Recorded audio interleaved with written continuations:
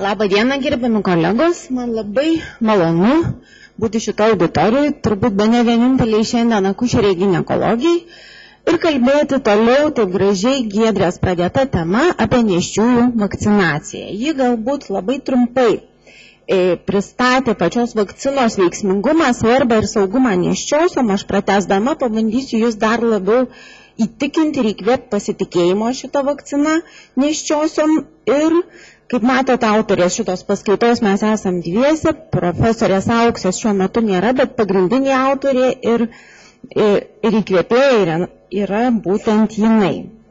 Taigi dabar apie tą nėščiųjų vakcinaciją nuo gripo. Jūs jau girdėjot ir matėt, jog Pasaulio sveikatos organizacija turbūt nuo 2005 metų jau nėščiąsias išskiria kaip prioritetinę sritį vakcinuotis nuo gripo, o Jungtinės Amerikos valstijos ar Kanada tokią rekomendaciją pateikė dar bene 10 mečių anksčiau. Ir nepaisant to, Europa ilgai buvo skeptikė, turbūt iki 2009 metų epidemijos, kada Europos požiūris pasikeitė ir vakcinacijos apimtys pradėjo didėti. Lietuvoje mes apie tai pradėjome aktyviai kalbėti turbūt ne taip senai, be ne keletą metų. Visgi nėščiosios labai dažnai serga kvėpavimo takų infekcijom ir iš jų, kaip matot, 10% laboratoriškai patvirtintų gripu. Tai viena dažniausių infekcijų nėštumo metu, kartu ko gero su pielonefritu. Istorija visada yra įdomi ir įdomu pasižiūrėti į aprašytas netektis ir patirtis. Ispaniškasis gripas 1918-19 metai, bemaž pusė nėščiųjų sirgusių pneumoniją dėl gripo mirė. Ketvirtis jų, kurios sirgo gripu, persileido ar gimdė negyvagimius. Tai įrodo, koks gripas yra grėsmingas nėščiosioms. 57-58 metais mirštamumas jau buvo mažesnis, bet vėlgi, kaip matot, 50% mirčių nuo gripo buvo nėščiosios. Ir 2009-2010 metų patirtis, kaip matot, 29 šalių surinkti duomenys, 120 tyrimo metaanalizė. Nėščiosios sirgo kaip ir bendra populiacija. Nėščiosios sudarė apie 1% bendros populiacijos, kiek jų yra maždaug suskaičiuota, tačiau sudarė bemaž 10% visų hospitalizuotų nuo gripo ir bemaž 10% tų sirgusių gripu, kurie buvo gydyti reanimacijos intensyviosios terapijos skyriuose ar mirė nuo gripo. Kaip matot, labai gražiai, akivaizdžiai pavaizduota, kaip sunkiomis formomis sergamumas nuo gripo priklauso nuo to, kuriam nėštumo trimestre nėščioji suserga ir nuo to, ar jis serga gretutiniam lygom. Net ir sveika, visiškai sveika nėščioji, neserganti cukriniu diabetu, astma, hipertenzija, apie 5 kartus dažniau bus hospitalizuota sirgdama gripu. O jeigu jis serga gretutinę ligą, tas skaičius rizika padidėja bemaž 18 kartų. Ženkliai didesnė rizika. Kodėl taip yra? Be abejo, priežasčių galim ieškoti įvairių. Viena iš jų, sakykime, kartais tiesiog bijoma skirti prieš virusinius vaistus ir atidedama tas vaistų skirimas įtarus gripą, jeigu sergančioji yra nėščia. Tačiau yra ir visa eilė anatominių, fiziologinių ypatumų, kurie nulemia tai, jog nėščiosios gripas yra sunkesnis. Visų pirma, tai yra tam tikri anatominiai ir fiziologiniai pakitimai, kurie sunkėja, sakykime, didėja augant nėštumui ir padidėjęs deguonies poreikis, intravaskulinis ar minutinis širdies tūris, sumažėjusi plaučių talpa nulemia tai, jog kvėpavimo takų uždegimas būna sunkesnis. Ir be abejo, nėštumo metu susilpnėjęs ląstelinis imuninis atsakas. Nėščioji turi išnešioti vaisių, kuris yra kupinas svetimų antigenų ir todėl T limfocitų aktyvumas, funkcija yra silpnesnė ir tai nulemia, jog gripas būna sunkesnis ir dažniau komplikuotas nėščiosiom. Kokios komplikacijos nėštumo galimos nėščiai šalia to, jog ji pati sunkiai serga gripu, jau buvo pristatyta, bet jūs matot, jog priešlaikinis gimdymas gali būti iki 40% ir to priežastis yra dažniausiai infekcijos metu organizme besigaminantys prouždegiminiai citokinai, kurie gimdoj sukelia prostaglandinų gamybą ir prasideda gimdos susitraukimai. Bet tas priešlaikinis gimdymas nebūtinai turi vykti tiesiogiai tuo metu, kai nėščioji serga gripu, bet ir jai pasveikus. Ta rizika išlieka viso nėštumo metu. Na ir be abejo, savaiminiai persilimai, intrauterinė vaisiaus žūtis, naujagimių mirtis. Įgimtos infekcijos atvejai yra pavieniai. Jie aprašyti labai reti, nes iš esmės viremija ir pačio viruso keliavimas pro placentą yra menkai tikėtinas. Naujagimiai, kurie gimsta motinoms persirgusioms nėštumo metu gripu, irgi turi didelę riziką įvairioms komplikacijoms ir kaip matot šalia to, jog jie žymiai dažniau gimsta neišnešioti, jų galimybės patekti į intensyvios terapijos skyrių ar gimti hipoksijoje taip pat yra žymiai didesnės. Na, ar gripo virusas yra teratogeniškas, ar jisai gali sukelti apsigimimus? Ko gero, jog ne. Ko gero, kad tokio poveikio neturi, bet teratogeninį poveikį turi gripo infekcijos atveju esanti hipertermija, kai nėščioji karščiuoja, žymiai padidėja rizika centrinės nervų sistemos, širdies kraujagyslių sistemos, įgimto gomurio ir lūpos defekto sklaidos trūkumo.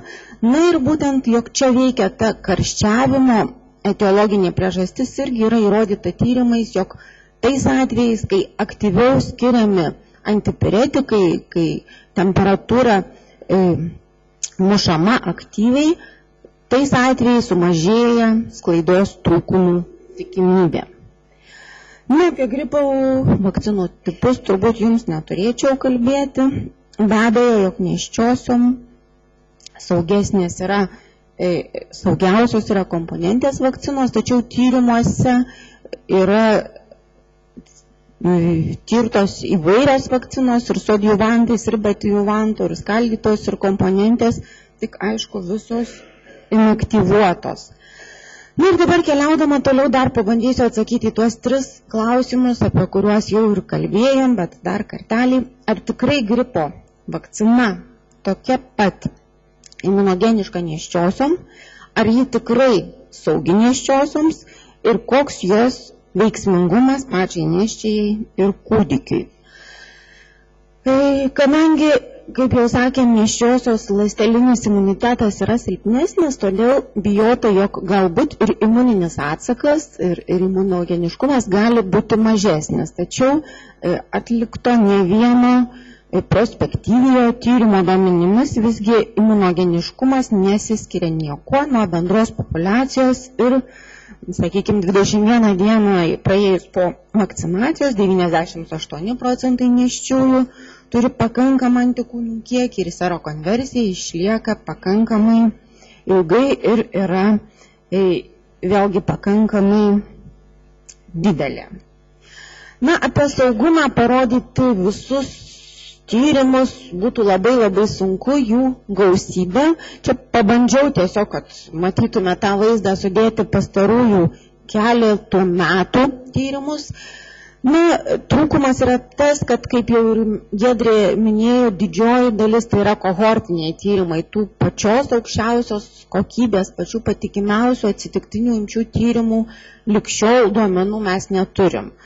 Bet stebėjimo kohortiniai tyrimai, kur imtys yra didžiulės ir, kaip matot, ir 60 000 skiepytų nėščiųjų, ir 80 000 skiepytų nėščiųjų stebėtos iki gimdymo ir jų naujagimiai iki net ir 7 metų amžiaus, nepastebėta jokio ryšio su tuo, jog vakcina gali sukelti priešlaikinį gimdymą, ar preeklamsiją, ar gestacinį diabetą, ar apsigimimus, ar persileidimą, ar, sakykime, negyvagimystę, ar visas kitas, numanomas ir galimas komplikacijas. Taip kad saugumo duomenų, nepaisant to, jog nėra atsitiktinių imčių tyrimų, yra pakankamai ir saugumu tikrai neabejojama net ir tada, kai vakcina skiriama pirmąjį nėštumo trimestrą.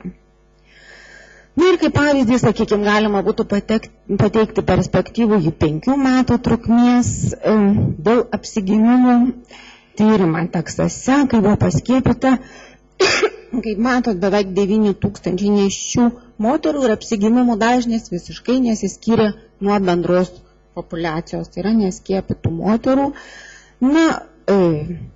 Laisvanoriškos vakcinų nepageidaujamų reiškinių registracijos duomenų bazės duomenimis per sakykime, 4 metų laikotarpį Jungtinėse Amerikos valstijose, kaip matot, nuo gripo paskiepyta 2 milijonai nėščiųjų, tačiau vėlgi kažkokiu tai reikšmingų, nepageidaujamų reiškinių užregistruota nebuvo ir tai buvo visi tokie gana įprastos reakcijos į vakciną, kurios mūsų ko gero ir negazdina. Įrodyta gripo vakcinos efektyvumas nėščiai yra įrodyta ir būtent ta prasme, jog pavyksta paskyrus su vakcina sumažinti priešlaikinio gimdymo riziką, mažo svorio naujagimio gimimo riziką, negyvagimystės riziką, ir be abejo rečiau pasitaiko respiracinės infekcijos. Ir vėlgi toks vienas iš solidesnių dizaino prasme tyrimų atliktas Bangladeše, kai buvo dvigubai aklų kontroliuojama būdu vakcinuotos nėščios moterys arba ne. Ir kaip matot, aiškiai įrodytas gripo vakcinos efektyvumas. Ne tik tai nėščiosioms sumažėjo gripo atvejų skaičius, bet ir jų vaikams. Vakcinos efektyvumas buvo 63% jų vaikams, jų naujagimiams. Keletą žodžių būtent apie tą gripo vakcinos nėščiosioms pusę, tai yra apsauga, kūdikio apsauga nuo respiracinių infekcijų, nuo gripo. Kaip matot, būtent iki 6 mėnesių kūdikiai, tai yra ta vaikų grupė, kuri dažniausiai hospitalizuojama dėl respiracinių infekcijų ir dėl gripo. Bet dėl gripo iki 6 mėnesių amžiaus kūdikiai nevakcinuojami dėl silpno imuninio atsako ir iš kitos pusės jų imuninė sistema, širdies kraujagyslių sistema nebrandi ir nulemia tai, jog jie gripu serga žymiai sunkiau nei vyresnio amžiaus vaikai. Kaip matot, Jungtinės karalystės duomenys iš mirusių nuo gripo vaikučių iki 6 mėnesių trečdalis mirė dar namuose. Trečdalis per pirmas 3 ligos dienas. Taip kad jiems gripas yra tikrai sunki ir klastinga liga. Ir mamos, nėščiosios moters vakcinacija čia tikrai gali padėti, kadangi motinos gaminamas imunoglobulinas G keliauna per placentą ir naujagimis gimsta, turėdamas šių antikūnių netgi didesnius titrus nei pati nėščioji, ir su pienu kartu perduodamas imunoglobulinas A taip pat saugo gimusį naujagimį nuo gripo. Todėl nėščiosios skiepijimas labai svarbus ir šia prasme. Apie apimtis jau buvo kalbėta ir turbūt aš turėčiau neišsiplėsti apie tai, kaip tos apimtys didėja kai kurios Europos šalyse. Amerikiečių duomenys irgi, sakyčiau, labai įkvepiantis. Kaip matot, pastaraisiais metais ta apimtis yra apie 50% nėščiųjų paskiepinama Jungtinėse Amerikos valstijose. Čia jau matytas paveikslėlis, bet mano žiniomis 22 Europos šalys šiai dienai rekomenduoja nėščiosioms skiepytis nuo gripo. O mūsų lietuviška patirtis kol kas labai pesimistiška ir priežasčių yra įvairių, kurias mes pabandysim atlikdami Pasaulio sveikatos organizacijos inicijuotą tyrimą ir išsiaiškinti, kurios iš jų pagrindinės, bet mūsų toks nedidelis darbelis darytas su studentais, kuriuos čia šiandien irgi matau ir labai malonu matyti. Tai apklausus 200 nėščių moterų paaiškėjo, kad vos 10 iš jų nėštumo metu buvo pasiūlyta vakcinuotis nuo gripo. Ir pagrinde tai darė šeimos gydytojai, o ne akušeriai ginekologai. Taip kad mūsų pačių iniciatyva, mūsų pačių skepticizmo nebuvimas irgi yra labai svarbus ir turim žinoti daugiau ir būti aktyvesni ir drąsesni. Taip kad ačiū už dėmesį, laukiu jūsų klausimų.